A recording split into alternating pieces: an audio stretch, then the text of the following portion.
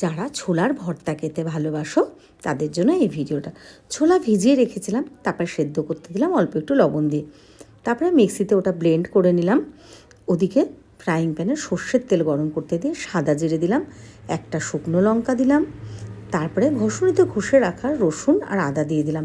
পেঁয়াজ ঝিরিঝিরি করে কেটে রেখেছিলাম, সেটা দিয়ে ভেজে মশলা দিয়ে দিলাম ধনে জিরে। তারপরে দিয়ে দিলাম একটা কুচো লঙ্কা, একটু কুচিয়ে রাখা টমেটো। ভালো করে বেশ কিছুক্ষণ ভাজার পরে একটু লবণ আর একটু হলুদ দিয়ে দিলাম, আপনারা আপনাদের পরিমাণ মতো দেবেন। দিয়ে দিলাম ধনে পাতা কুচো।